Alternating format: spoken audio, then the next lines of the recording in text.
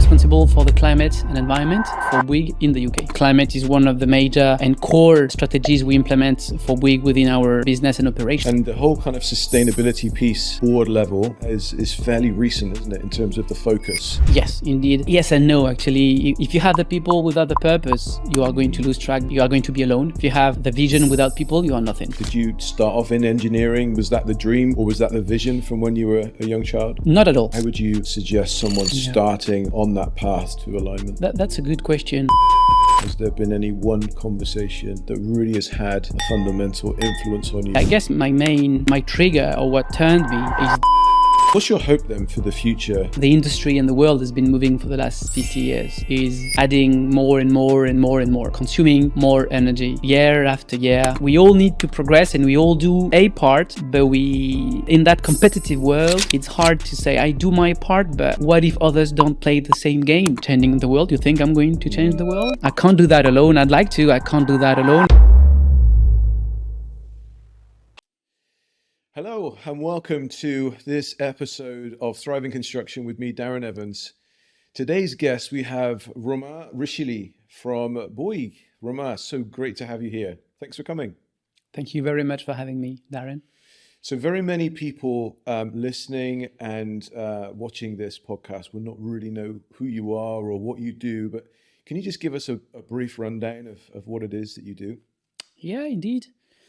I am Romain. I'm French, as you can hear.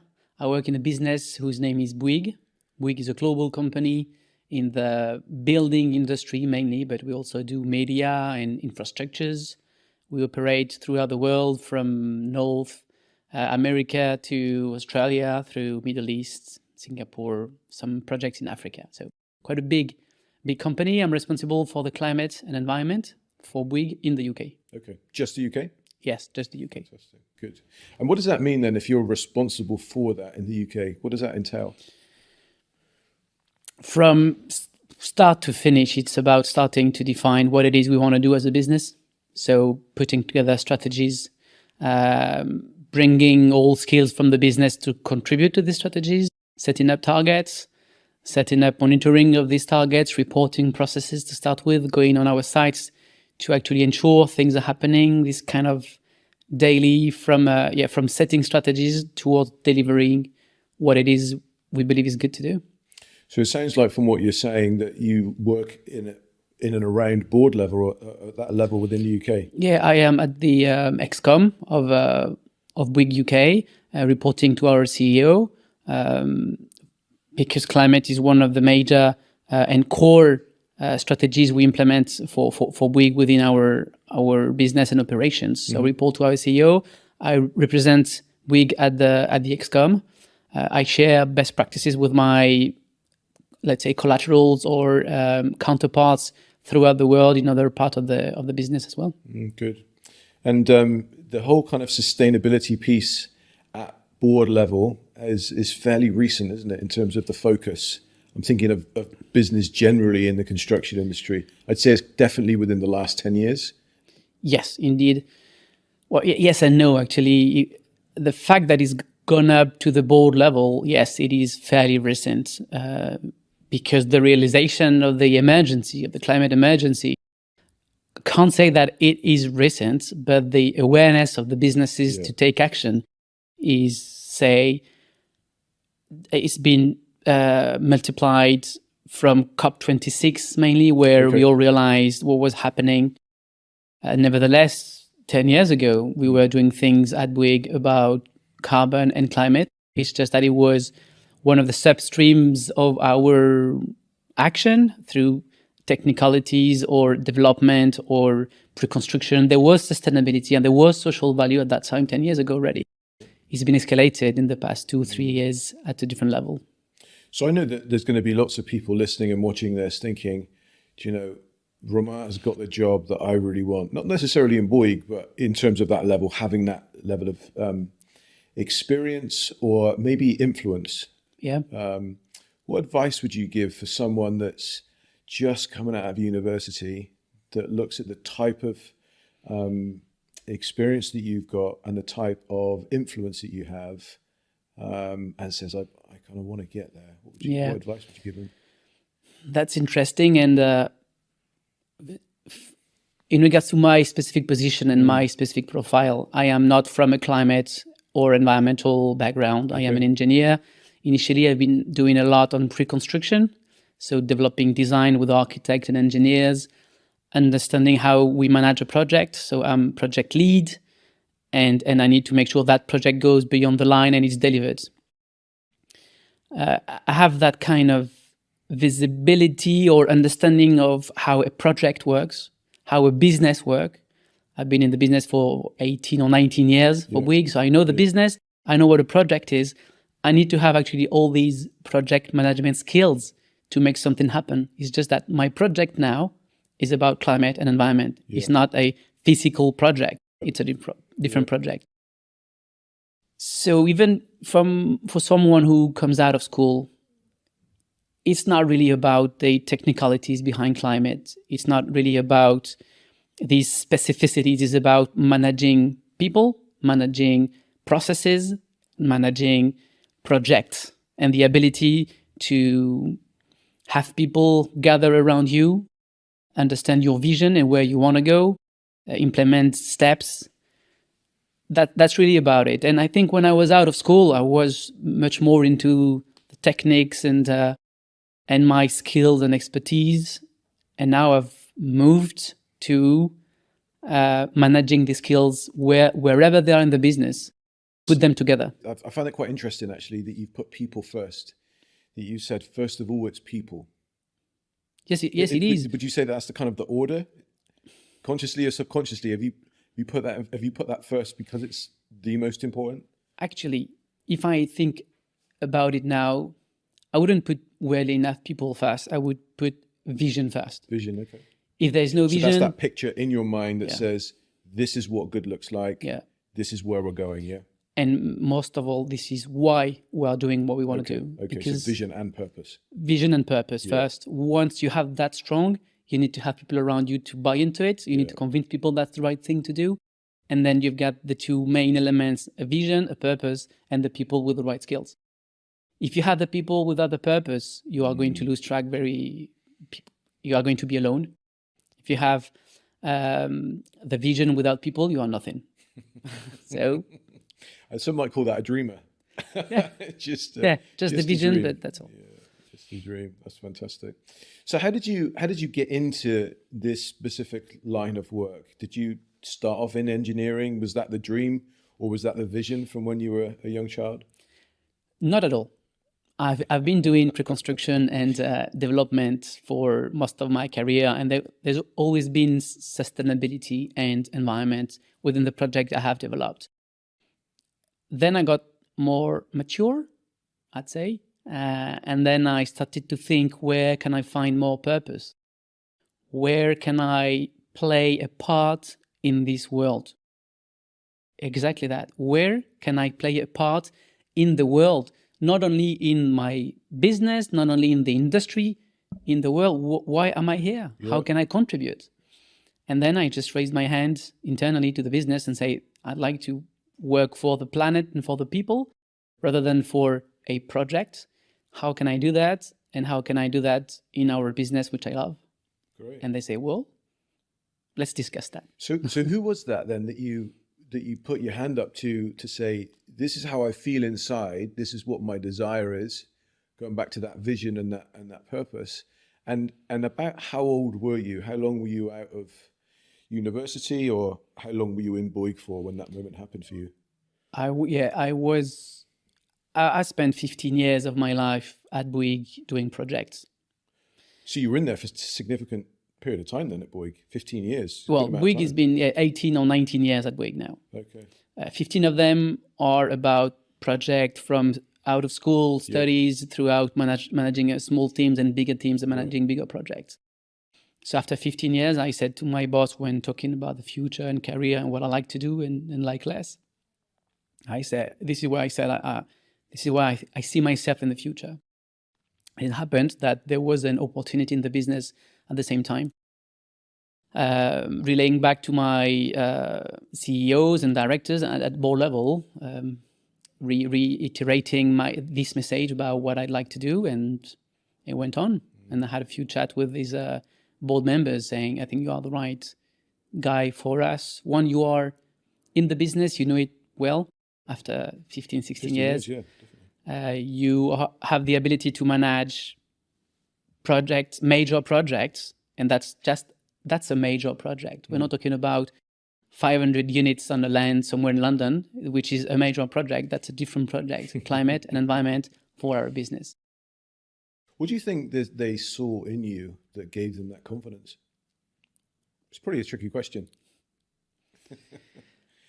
Well, one of the things I believe I've been good at, and I would recommend anyone to try that, is just to say how you feel, what you want, and raise your hand without fear to say, that's what I like to do.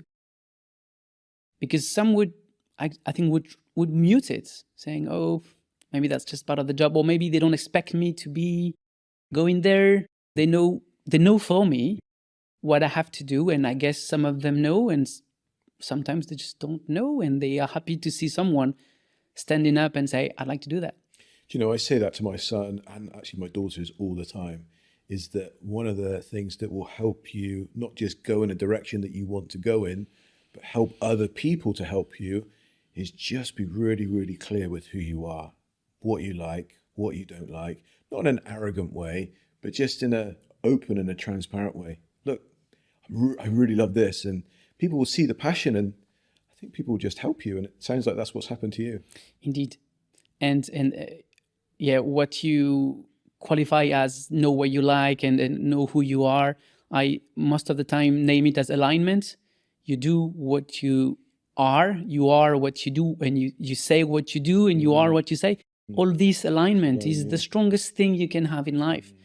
Because if you start to digress from it or move away from it, you lose yourself and you soon be lost without fully realizing. And that must be a strong feeling to feel lost because you've never really tried to get that alignment. That's the strongest thing you can build. So that's interesting then. Maybe if someone is feeling lost, maybe the thing that they need to focus on is that alignment. It's a good question to ask. It is a good exercise, and I think it is hard and painful because you get to go into your guts, say some truth you might not be willing to hear, and decide and admit the failures and admit the way forward, and maybe be helped by family members, husband, wife, friends. And that's about being open, being vulnerable. Very, very important thing, maybe to be able to be vulnerable at some point and accept that. Where would you say someone could start if this is what they're feeling at the moment? They're maybe lost, feeling like they're not making an impact or having the joy or there's no alignment in what they're doing. How would you suggest someone starting on that path to alignment? That's a good question. What I like to do when I'm faced with a question as this one and as a few others is to, because I'm a bit brainy also, is to go back to definitions. Okay. When you say what brings you joy, wait a minute, what is joy? Try to find what's joy for you and start to investigate that. Then you say what brings you joy. What do you mean by bringing something? What does bringing mean to you? And you start to realize that just by asking the questions or looking into even a dictionary, sometimes what this means makes you think a lot and makes you define your own understanding, your own story. And you'll be surprised that what you had in mind initially as being joy, actually, when you think about it, it's quite different from what you had in mind initially. I love that. The thing I like about that the most is that when we speak, what we're doing is effectively conveying images from our mind into someone else's mind. And I think it's really, really easy for me to use one word to try and convey an image into your mind, but actually the way that you interpret that word is something completely different from the way that I interpret it. And just the way that you've said there that, you know, this concept of bringing you joy, that for lots of people will mean different things. So someone asking themselves that question, what does it actually mean? What does joy even mean for me? I think that's a great place to start. Yes, there's another one interesting is trying to reproject yourself in moments in your life where you felt balanced, felt yourself, and others where you felt out of place, and try to list and again define what was so strong at that time, which made me feel so good. And then you start to build that puzzle, which you have never tried to build, because that's hard work.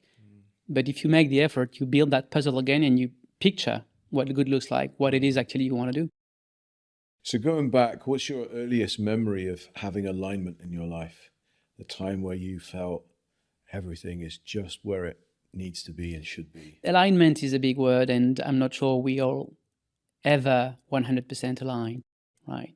So you can get close to that, sometimes a bit further, sometimes get influenced by some external elements, and it's hard, and the society around you, and so it's hard to get fully aligned, and Perfect, I can't yeah. say I'm fully aligned, right?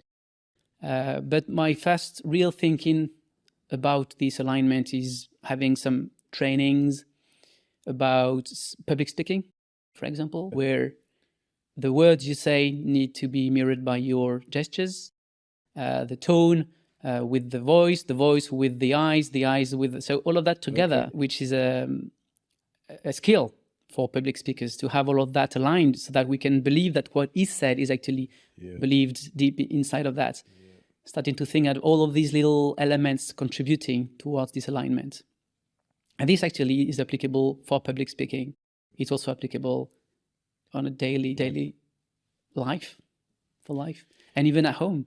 I mean, it's all together. Even with kids now, the way you speak to them, what it is, what's the message you want to convey. And all the body and all the voice and all the brain and all the heart comes together in a single, simple message. And the kids on this one, the kids can feel very easily when there's a misalignment. Oh, definitely. You can fool a few adults. You won't fool the kids. Absolutely. Because they read you. No. And you can see that, right? And you've one child, right? Yes. So I've got 4 children. But the thing that I notice with my children is that they know when I'm lying to them. And I don't mean like a flat out lie, as in like, this is it, but they know that what's coming out of my mouth isn't conducive with what's in my heart. And when they call me out on it, it takes conscious effort, not as much, nowhere near as much now as what it did when I was a newer dad, shall we say. But it takes conscious effort to recognize the truth that they are speaking from what they're seeing, and the false that's coming out of me with what I'm saying. So I've definitely experienced that many times. Yeah, many times.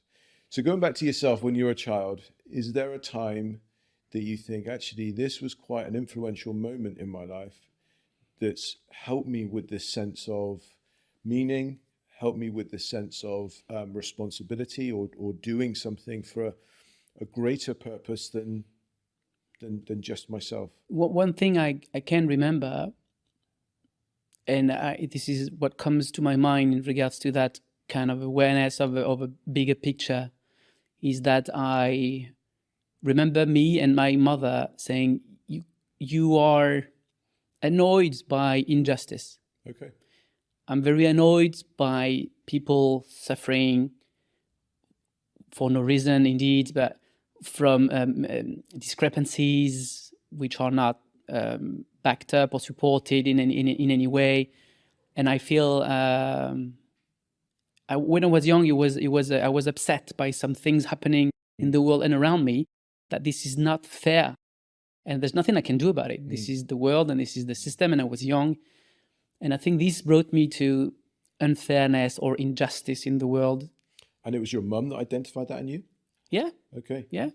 And I think she would still say the same. I mean, I guess all parents say that. You have a big heart. But what's particular or specific to me is that I can't bear unfairness. Do you remember what was going on when she said that? Was there something on TV or something that had happened at school, or do you remember what it was? I can't remember, but it might well be people suffering from hunger, where you see these images of villages and young children and families starving in their countries. And you wonder what you've done on earth to be lucky enough to be where you are, where others are suffering, not too far from where you are. And so your desire then was to help those people directly, as in one-on-one, or to help them via a system or an organization that was causing their suffering or could alleviate their suffering? I'll be honest and blunt. At that time, when I was young, I didn't get the idea to help weirdly enough. So it was just a noise that you were making? Yes, and it was just, this is not normal. Yeah. And I guess this... not normal or not right? This is not normal. Okay. This is not normal. Yeah. This is certainly not right, Yeah. but it's not normal, shouldn't be the norm. And this, I guess, brought me or built into me, in this case and many others, a willingness at some point to be an actor, to be active against unfairness or injustice, and to play a part, as I was saying before, to play a part in that in a way. And if it's not about hunger, it might be about health, it might be about plenty of other injustice and unfairness we can see in the world. Happens that it is about climate in my professional role and environment. So I think it kind of planted a seed in my brain that says there are plenty of things, and at some point in your life you will be active and you will be leading people against this unfairness. That's great. And so that shows up for you in your job now? The Yes. ability to do that? Yes, I am. I am very much. And not only because my business is supporting me and willing to do the right thing, but because I am personally willing to change the way we operate, and not only myself and my colleagues and my friends and my family. I love that. I'm interested in hearing from you the thing that has impacted you the most that you have worked on. Has there been any one project? Has there been any one conversation that really has had a fundamental influence on you? It could be related to that, could be related to something completely different. I guess my trigger, or what turned me, is becoming a dad a few years ago, seeing these small things happening and being on earth with us, and us looking forward to the future and say what it is, in which world are you going to live, in which world I am living now, what I want to prepare for you, what message I want you to convey in the future when you'll be asked, oh, what is your dad doing? And even there's one thought I've had, that is when that little one, my daughter, is going in a few years to say to me, what have you been doing, Daddy, about the climate? You knew that, right? I couldn't bear myself thinking that I could only say, nothing, darling, I'm sorry. I know I knew, I just did nothing. So I decided to say, I want to be able to tell her, I did something. I knew, and I did. And I've not changed the world, but I brought my stone to that. I brought my energy to that, and you're going to be the next one. Yeah. So you've done everything within your power, everything that you can think of. You've spoken about people already and about the importance of working with other people. Yeah. Develop that skill as well. Everything in my power, yes, with all the constraints around it, with every lock we find in our industries, every lock we find in the system and in our viability models. Great. Hard work. How have you seen the industry and also Bouygues change over the last few years? For the better? For the better. For the better. I don't know whether I can comment for the better. I can see the industry moving. I can see the industry communicating much more. I can see some transparency, reporting figures, communicating more, a lot of PR, because there's always these competition things, winning work. So it's not everything. It's not free communication. There is a purpose behind it, right? Okay. And why not? Actually, if competition brings us closer to a better planet, then I'm happy with that. Yeah, Let's go. Absolutely. So I've seen a much better awareness a couple of years ago, and last year. This year fading a bit. Okay. I can see that fading a bit. And one example, I went to London Build last week, the week before. Okay.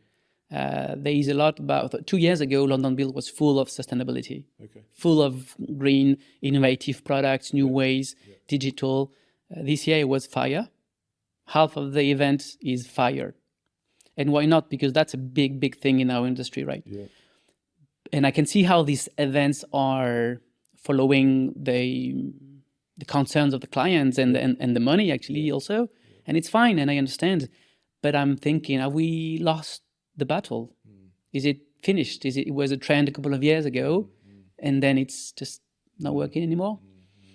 So there is a need to, and we could not sustain anyway the way climate was put at the front of the stage 2 years ago, because it was too strong, too hard for that climate wobbly thing to stay at the top of the agenda throughout for the next 30 years. So we need to be humble enough to say, fine, it's got to be a constant effort towards better, not a push a year. So I'm fine if it's not the top of the London Built event. It's got to be here, it's got to progress still for the next decades. I definitely saw within my organization a significant shift in conversations that we were having with our clients over the COVID period and towards the back end of that, compared to when I first set the company up back in 2007. Those conversations would rarely happen. They were looking at it as what we do, as a tick box exercise. Let's just do that. Just sprinkle a bit of fairy dust on it and it will go away. We don't really care. All we're interested in is just overcoming the hurdle so we can get the money from the building. I agree. There's been a lot. I mean, I'm just looking at the past 6 months or 1 year from 2021, COP26, which was huge. But before that, it was not in the conversations. It was not on the table. It was not on the agenda of any meeting. So I agree that the conversations we have with our clients are engaging with climate and a lot. The questions we receive in our tenders, there are many questions with the weight of it that is and much they're deeper more questions as well, weren't they? Yeah. And the clients understand much more than what they did 2, 3, 4 years ago. So you can feel the industry moving and becoming more aware. So I would class that as a positive. Yes, we're not at the point where we're at perfection. But I think that has been, or at least I felt anyway, a seismic shift in that area around that conversation and maybe that awareness. At the ExCom or board level, who knew a bit about climate, now they are trained. They know the science behind it. They bring people like me and my team around the table more than 3, 4, 5 years ago. And I guess all board members and all board organizations start clearly to be aware of what's behind that. And how much influence or how much visibility do you have at Bouygues on a global level, not just within the UK? Yes, I think that's a strength in our group, is that I have my counterparts throughout the world. Mm-hmm. I spend quite some time speaking with guys in Switzerland because they are well advanced in that country too in this regard. I spend time with the guys in Australia. So we have forums where we can share best practices, hurdles, and how to take the best of Australia, bringing in the UK, and take the best of the UK and bringing in France so that we all collaborate at a global level. I see them a lot, and I'll be in Paris next year to have a session with these guys and share for a full week best practices throughout the world in the group. And does the same exist with members of your team? How many have you got on your team, actually? We are 5 in that team. We have a side that is environment, purely on what we do on our sites. One side which is more climate, which is design of our buildings, materials we use, and best practices about sustainability. And all of them are working together, and most of it is actually overlapping quite a lot. Within my teams, there are a few other forums and working groups organized within our business at global level. So again, at their level, they will also share best practices with their counterparts throughout the globe. What's your hope then for the future at first Bouygues and then for the construction industry as a whole? What's your hope? My hope for Bouygues is to be able to set more ambitious targets, leading targets beyond the norm. and stick to it. And there are so many constraints to do that because actually it's still quite niche. There's not that many builders that would say, I'm only going to do net zero, low embodied, whatever timber, because this is a business and the industry, and the business makes that you need to have a portfolio of diverse projects. And I'd like us to try to move further and higher in that ambition. And I'm supported by the board and the ExCom, and I'd like to make sure we select projects with good environmental credentials. And we have the ability very early on to have a selection process that enables us to make the right decisions from now on. And we are on track and we are supported. It takes time. Absolutely. To turn. Yeah, it does take time. And I was saying to one of my previous bosses, saying, we are going to take a steep turn. And one of the main advice someone would give in a Formula One is when you take a steep turn, first you brake, then you turn. If you don't brake, you hit the wall. Yeah. And too much momentum taking you forward, isn't there? We are turning very steep, and the business needs to continue moving forward at a defined speed. So it's hard to amend the trajectory within the speed, but we're getting there. What's your hope for the industry? The industry, it's I think I mentioned it recently in a piece we wrote. The industry tries to deliver projects on time, with the quality, with the right price, with the fire regulations that are safe for people, that are beautiful aesthetically. I mean, there are a lot of constraints on these, on our industry and our businesses and on our guys on site. And climate is one of them. And how out of these 10 constraints and elements and opportunities, make sure this climate thing is not relayed far down the line because we have other immediate concerns. And again, I can't expect the industry to put climate at the forefront. And we've had yesterday a health and safety stand down on our sites to stop half a day and think health and safety. Okay. And I'm still saying the guys on site, I work in the climate because I think the work we do now on climate is going to save lives in the future. Mm-hmm. Remember, health and safety is about acting now to save lives now. Mm-hmm. This is number one. Mm-hmm. This is number one. Nevertheless, I would like that climate to remain high on the agenda and not to be forgotten a bit further on the list, because there's a lot happening. Mm-hmm. And when I talk to our guys on site, coming with my climate environmental requirements and ambitions, I know how hard it is for them to not to buy into it, because they genuinely believe it's the right thing to do, and they have so much on their plate. So much on their plate. We hear that time after time from our clients to say, look, we'd love to do this, but I just don't know how I can fit it in or where it fits in. And I think the point that you've made there is a really valid one, is with all of the different areas of focus, the truth is you can't focus on all things at the same time. You have to prioritize. Yeah. Or I'm not asking you to do everything I'm saying. If you do 2 of them today, you've done your job. And that's enough. We'll do 2 other tomorrow. So also having this, not humility, but that balance that say, indeed, if I ask you the full Monty, you're going to explode, right? So do 1 today and I'll come back tomorrow. And it's fine. And it's progressive. Because if we push too hard, we're going to break the machine. And that's what we don't want. Yeah. We don't want to. We are here for the long run, I can tell you.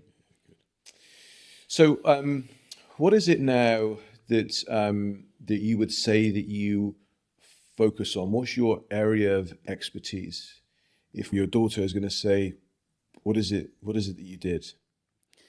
Well, my daughter would say, that poison that goes in the air, because this is how I explain to her carbon emissions or greenhouse gases emission. Actually, this is a kind of poison, you see, when you breathe it, it can make you die or having issues with your body. And at the same time, it's getting hotter and hotter on Earth and warmer. And at some point, we're going to destroy where we live. So the focus of the last years has been carbon energy, and carbon. Consume less energy and emit less carbon to start with. This has been for the last 2 years, we've been having a huge involvement and action on carbon. Yeah. And we are now having the same approach to develop the other elements of our strategy, which are biodiversity and ecosystems, materials and waste, energy and water, in addition to carbon, and upskilling our teams and collaborating with third parties and other businesses. Is there anything on your mind with reference to embodied carbon, how that's assessed and how that moves forward? Because it feels like a bit of the Wild West at the moment out there when it comes to embodied carbon. Yeah, that's interesting. And I don't blame the regulation or the system. It's quite new. And I know in many other fields, this has taken 10 or 20 years to actually been standardized and agreed by all as a best practice. And now we can, in many fields, for example, like accounting, we can compare things together and say what's best, what's worse. In whole life carbon assessment is yet not the case. Although we have very good RICS guidance and other standards, it's a bit harder to find your way through that. And we've been collaborating with a few businesses, 4 or 5 different organizations doing the kind of same assessments. And we always find slightly different ways to approach it, or some of them under-reporting, some others over-reporting. We don't know really where we stand. And you'll see the latest, the call for evidence from UK net zero building standards are reaching figures which are surprising sometimes, as what's the average or median value for residential, for example. And I'm glad these guys came back to the industry to say, these are the results communicated. What do you think? Are they underestimated, overestimated? So there is a kind of another loop they've actually put in place, realizing this is what the industry says. Do you believe it? Because we need to ask these questions. Do you think that anything else could be done to try and help that clarity be there and it feel less ambiguous? Again, going back to what we were talking about before with language, and how language is really important, at least a definition of what you mean by the thing that you're saying. So when someone says, I have a embodied carbon report or whole life cycle, and it is this, that it means the same to you as it does to me, as it means to someone else.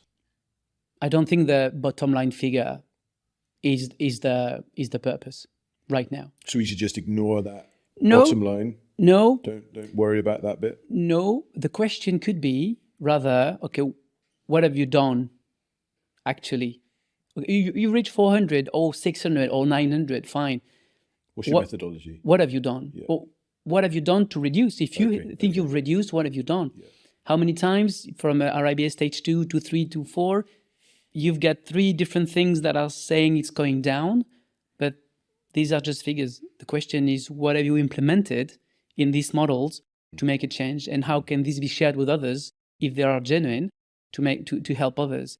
Now, whether the bottom line of this whole life carbon assessment is 500 or 600 or 650, sometimes maybe 2 different consultants would give 2 different figures for the same scheme. Yep. So maybe the 500 and 600 actually is the same scheme. It's just assessed slightly differently. So the question is, what have you done and what have you done with it? How have you collaborated with the design team to change the way things were done to improve? Because else it's just a reporting process, and reporting doesn't bring a lot. What brings is, once you have reported, what do you do with these results? So that sounds like, from that approach, you're looking at it more from an internal point of view as opposed to an industry point of view. Because if someone is to report, I'm just wondering now, how can someone report on what they've done and that be an industry standard or industry requirement? I can see how that could happen in an organization. You ask yourself that question and improve, but I'm wondering if you think that could stretch across the industry, that approach. Yes, two things on that. The first one is, when I when I say the bottom line doesn't really matter, what I'm thinking is, if we were to improve altogether in the industry, it's not about the figure, it's about the process. What we do to reduce our emissions. That because the question asked by the world and by the IPCC reports are reduce. So what do we do to reduce? Now, indeed, it's good, and it'd be good to standardize.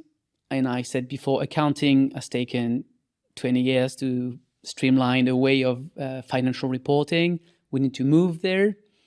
And I'm not too annoyed by this not being yet ready. If it's not next year, it's not next year, because what we want to do now is to report.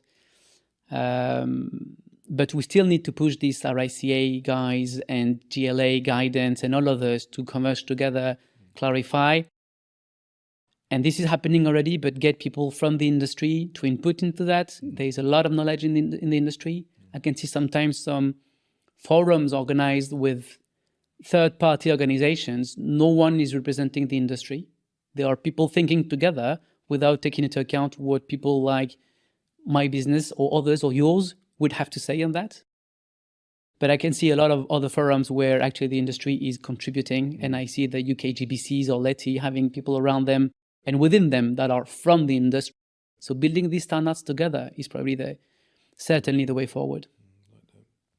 What do you think an architect can do to contribute positively in this area? Which we try to do with our own developments is to engage very early on with strategies, ambitions, targets, what it is we want to reach, what do we ambition to do, and then at each RBA stage to subset these targets and ambitions into actual actions. At RIBA stage 2, what it is that we can do, or even before that at stage 1, but at stage 2, what it is that we can do as an architect to progress into that direction of ours, which is the ambition we started initially. Because sometimes we realize that we have an ambition early on, and then we meet again at the end of the job to measure, well, wait a minute. Yeah. An ambition is something, that's the vision, then we need intermediate step at each stage. First stage is 0, 1, then it's 2, and at the start and end of stage 2, we need to sit down and write what it is we're going to do, then do it. I like that. So constantly checking at each stage where you are against the overall objective and where you want to go, instead of just waiting till you get to the end and say, oh yeah, we got it, or oh no, we didn't get there. Even checking against the objective itself might be a hard ask, at least checking about the actions we said would contribute toward carbon reductions. Whether they materialize into the figure we initially thought might be still inaccurate, because that science is still a bit inaccurate, but at least the actions we say we would do, we did them. What about for someone that's a design manager, someone on the design side? What advice or pointers would you give them? On the design management side, the skill really is in the coordination, collaboration, and team spirit. And I'll be, I guess, wrongly received or not welcomed by design managers, but their role is not to design nothing. They're not here to design. Okay. They're here to manage a design. Designers are designers. We have architects. Say that one more time. So design managers are not there to design. They're there to manage the design process. And they're there to manage the design process. So it's all about people. Yeah. All about coordination, organization, and collaboration between these people. We have an architect, we have a structural engineer, we have a flood engineer, we have a fire engineer, we have 20 guys in the room. And the design manager is now here to explain the architect how to do his job, or the structural engineers. Yeah. And sometimes they don't have the skills to do that, and they are specific skills. They are here to make sure that collaboration happens, and comments from one side are understood by the other, and we're all on the same page.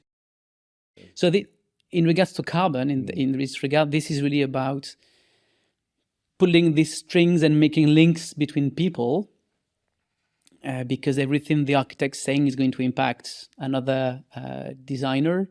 Another thing another designer is going to say is going to have an impact on a third element. So it's about having this holistic view and making sure people sit around that same table to talk about the same topic, which is carbon in this specific case.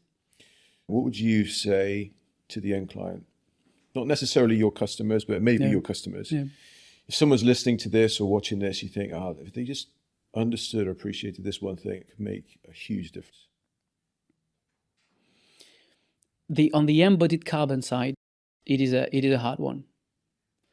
On the operational carbon, and let's start with this one, it's about energy reduction, right? So there is indeed an OPEX/CAPEX, operational cost and capital cost balance to be found, and the better the building is going to be in regards to carbon emissions, the less energy is going to consume. And given what we know about the cost of energy in the past years and our ability to be autonomous or not autonomous in regards to energy supply, it is indeed a plus and a paramount parameter for our clients to make sure they deliver buildings that are efficient, consume less energy. And even financially speaking, this is very well explained by return on investment and carbon payback period.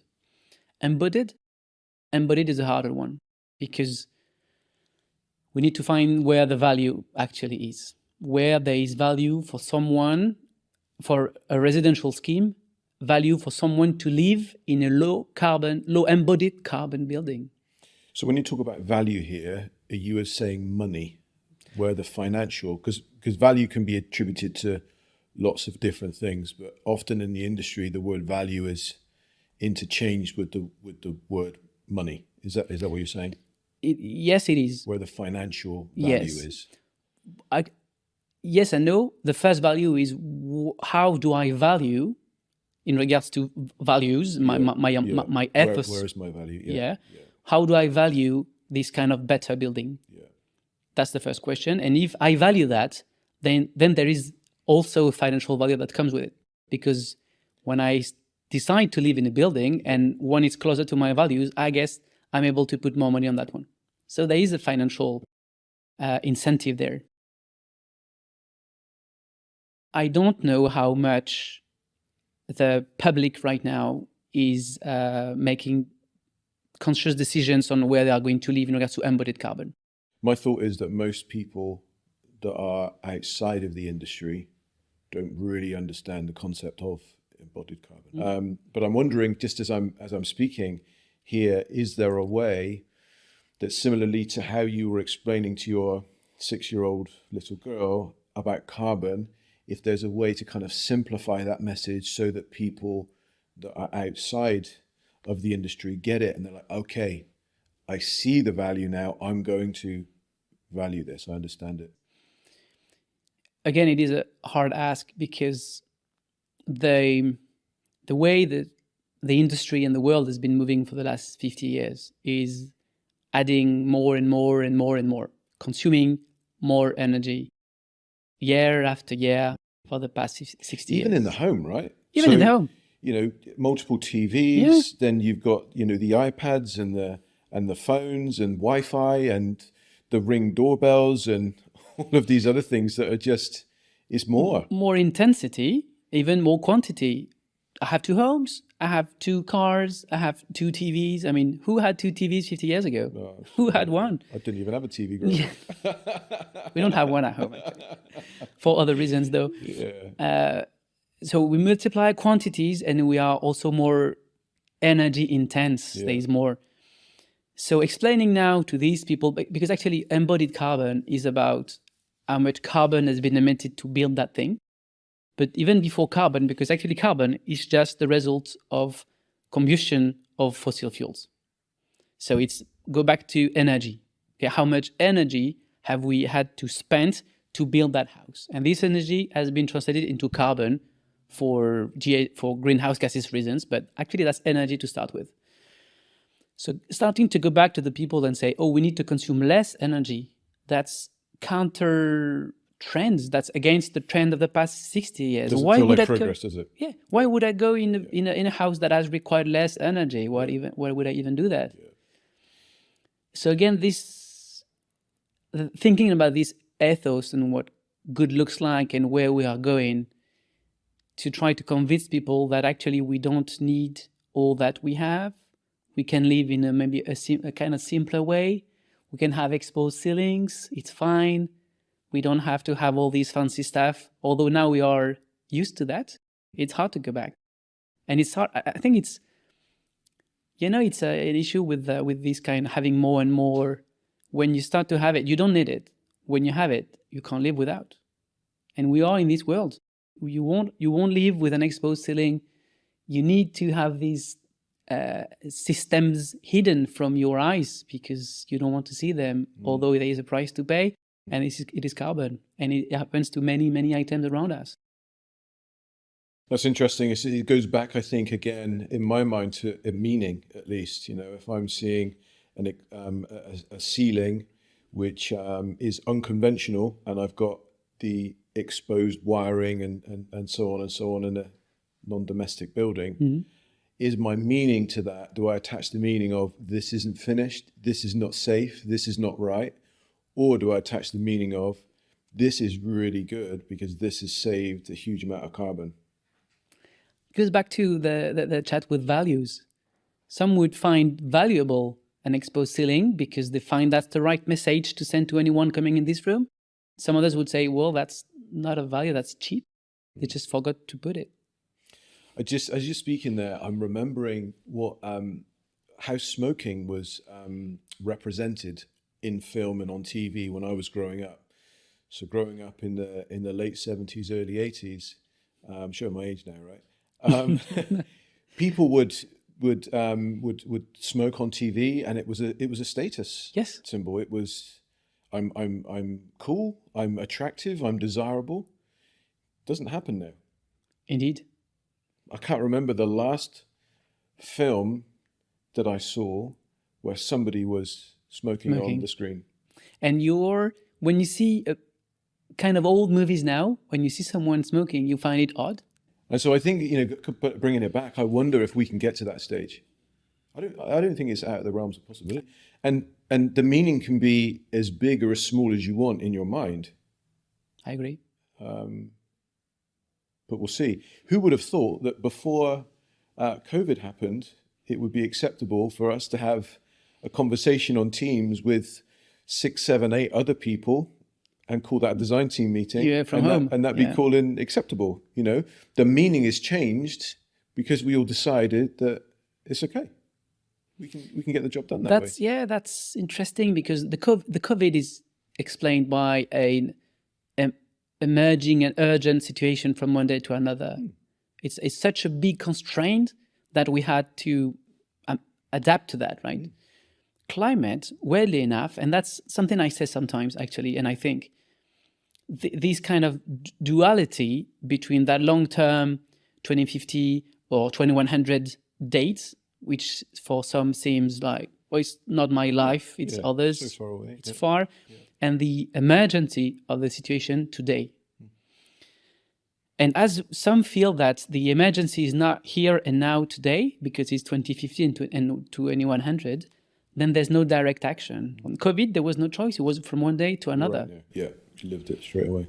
So interesting on that point then, I wonder, do you think that this needs to be a government-led or an industry-led shift and change? Who should be leading out or would be the most effective to be leading out on this?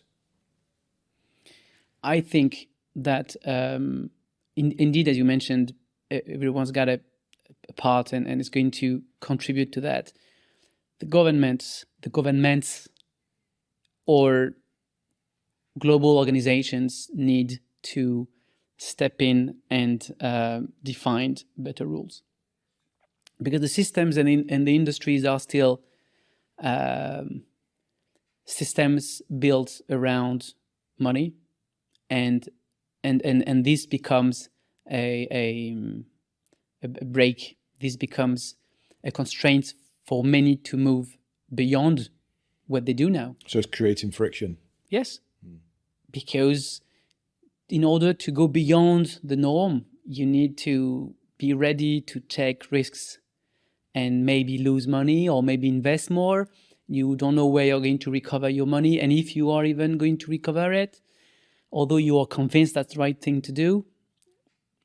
So we all need to progress, and we all do a part, but in that competitive world, it's hard to say, I do my part, but what if others don't play the same game? How can I? Are we all playing the same game? And the game is dictated by governments and laws. So if that's level playing field, kind of. We all at least have to do that. Yeah. And at the moment, it's not yet clear on that. So the government are there to grease the wheels, so to speak, so there's less friction, so things can move. Yeah. Is that what you're saying? Yeah. Okay, wonderful. Or things can move with less fear, less risks, less I'm playing the game, but I'm the only one. So how can I win? I mean, that's hard.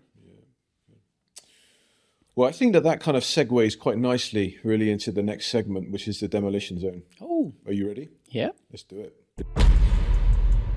Hi, thank you very much for watching this podcast. I'd like you to do me a favor, and I don't mean here just to ask you to subscribe and to follow, but what I'd really like you to do is to share this podcast with as many people as you think would benefit from it. I would love to maintain the quality of people that are joining me on this podcast, and so in order for me to do that, I really need your help. And the way that you can help is by sharing the podcast with the people that you know that you think may have a slight interest in, or maybe a deep interest in, the guests and topics that are covered on this podcast. It is all about construction, so that may lead your thinking towards people that are already in the construction industry. But I don't think we necessarily need to be that narrow with the people that we can reach out to. It could be somebody that's looking to get into an industry, but they're not quite sure what industry they want to get into. Maybe it's a teenager that is just finishing their GCSEs or starting A-levels. Maybe it's somebody that's doing an English degree at university, but is not quite sure what they want to do with that degree. So I invite you just to share this podcast with as many people that you know, so that we can grow this community, so that we can maintain the quality, engaging conversations that we're having together. Thank you for your help. So Romain, this is a fantastic creation. I love this. I would describe this as a thing of beauty. It's quite difficult to put into words, but the structure isn't particularly high. It's fairly flat, but it has various ledges coming out of it. And it's one of those things that you would get a different perspective of depending on the side of the construction that you stand on. It's great. What does it represent? Well, that's my myth. Although I've tried to represent something which you describe as a fantastic piece of architecture or structure. Actually, I voluntarily put it a bit wobbly with kind of weird foundations and spikes out at different levels. There's not much of an understanding of what this actually is, why it's made, and why it's standing. It's difficult to describe, for sure. So you ask me what it represents, right? Yeah, that's right, yeah. So the myth I want to represent, or wanted here to represent, is the engagement people can or can't have with climate, where actually a lot of people think it's not their thing. They are not a climate engineer. It's complicated. It is science. And there is one side that says, yes, it is science, and it's science-based, and the science is clear. Nevertheless, there is another part that is just us being human and having the right behaviors, the right reflexes to become actors and have a behavior that changes the world around us. So when I hear it's not my thing, it's you are the head of climate, or that's not me, that's others. Actually, no, not really. That's everyone. I'm not bigger than you are. I'm the same. I'm just trying to gather people all around the same table for all of us to have an action and change the world, rather than me changing the world. You think I'm going to change the world? I can't do that alone. I'd like to. I can't do that alone. And we are many in my situation trying to change things. We are still alone. So we need to be all together. So if you listen to that, for example, rest assured you have a role to play. You have a part to play. And even engaging with climate is such a joy, because you find your alignment, you find your purpose in life.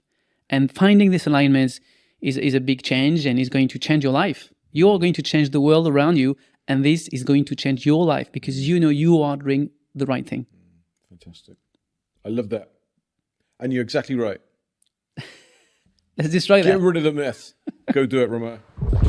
Yes. Full-handed, splat down. Love it. That was easy. Romain, it's been fantastic to speak with you today. Appreciate your time and you coming on the podcast. We had a good chat. Thank you very much, Darren. I enjoyed it. Thank you. Just before we go, one last question for you. What advice would you give to somebody that works for an organization who finds that their organization are a bit backwards or not as fast as or not as engaged with making changes in climate as they would like to be? What advice would you give to them?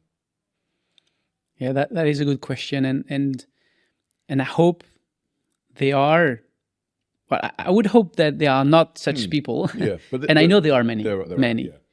And it's hard to find a positioning in the business and in a company to be strong enough and brave enough or crazy enough to raise a hand and say, guys, I'm not sure we are doing the right thing. But still, again, it's about this alignment I described before. Each requires some strength and some strength and some willingness to change the things. But once you do it, you feel so much better. You feel that you are doing the right thing again. You are on your tracks. You know who you are and you know why you do things. So that's, for the business, I think it's good to raise issues we have concerns. And I think the business are going to listen to that. Whether they are going to act immediately, it's something to manage, but they are going to listen because the businesses are listening to that. And two, from an individual perspective, it feels good to do the right thing. Thanks for that advice. Thank you. Thanks again, Romain.